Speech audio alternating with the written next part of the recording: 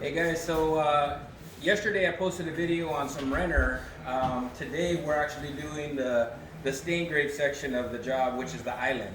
And it took me a couple runs, but we finally got the stain dialed in. The guys are right now going through and staining, and I kind of wanted to go through the process of how we get the doors ready.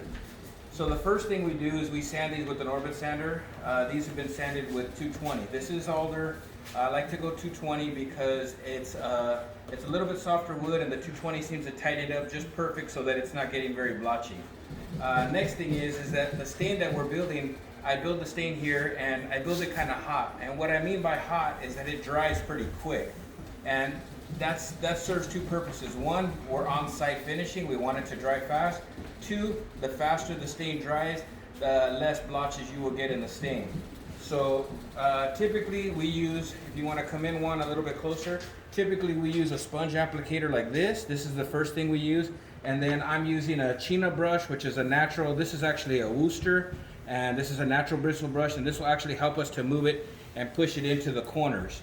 So I'm going to go through and I'm going to stain this door, and I'm going to show you guys the process of how we stain. So the first thing I'm going to do is I'm going to wet my sponge. I'm going to wet the sponge, and I'm going to go and do the inside detail first. I'll go through and I'll wet the inside detail. The reason I like a terry cloth sponge is because it actually allows the stain to stay on the sponge for a long time. I know a lot of guys like to use rags. I don't like to use rags because it seems like you're fighting with it quite a bit to get it to stay consistent.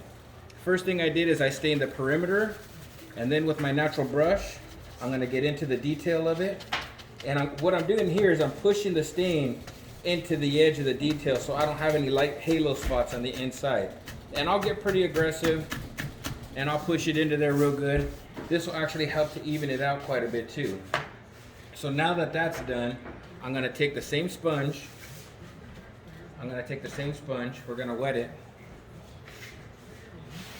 We're going to wet it, and then so you can see now I'm going to apply the stain. And it doesn't really matter what direction you apply it. Typically I'll put it on like in a circular motion first, just to get it to cover everywhere that I want it. I always like to do the center panel first. And then now with the back side of the sponge that's pretty dry, it doesn't have a lot on it, I'm gonna go through and I'm gonna even it out. Okay? Makes it work real consistent, makes it work real easy. If I see any light spots here, what I'll do is, because this has already been using for cleaning and everything, it's got a little bit of stain on it. I'll actually go back and I'll dab those areas, those little bit lighter areas, to make sure that the stain stays consistent so I don't have no light spots. Worst case scenario, if you have to, sometimes you might have to go back and do a little touch glaze or a little color glaze on it to make it that much more even. And now after, we're gonna go through and we're gonna do the frame of the door. Again, the sponges make life super easy. The stain goes on pretty uniform, and then at the same time you're able to even the stain out as you're applying it. So here I am putting it on, and then I'm rubbing it in pretty aggressively to make sure I get it into the grain nice and evenly.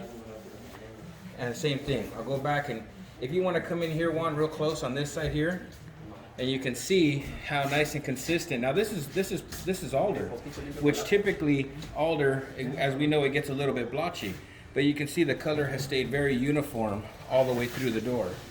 So we're gonna go through, we're gonna finish it, get this stain. Alex, grab me a piece of sandpaper, any kind of sandpaper. Any piece of flat sandpaper is fine, it doesn't matter. And I'm gonna show you guys another little trick. Sometimes when you've used your orbit sander, guys, you'll get swirls. You'll get swirls from your sandpaper. So here's another little tip that'll help you guys, is if you see a couple little swirls when you apply your stain, all you need to do is take some sandpaper like this,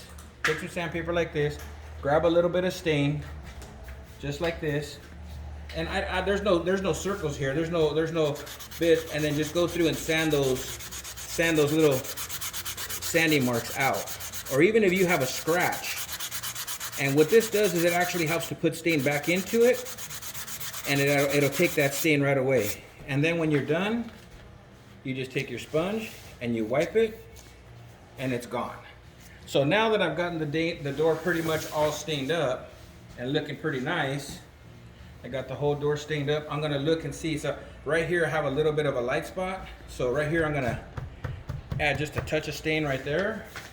This is the nice thing about the brush. The brush makes it easy because sometimes you don't always have to be wiping it. You can just dab that stain into that corner. The sponge is the brush is absorbing it, but then it's actually helping to distribute the stain evenly. Makes it real nice and even. So I'm gonna have one back, kind of zoom back out, and you can see what the rest. So you can see half of this hood. This is two different types of wood. We actually sanded all, we stripped all the finish off of this, and this are a little bit different style wood, but we're gonna go through, we stained them, and it's gonna end up being a pretty close match once it's done. I'll hold the door up here, and you can see the color match is pretty dead close. I think the one on the right is just a little bit lighter, but this is alder, and I think this might be some kind of a walnut or something like that.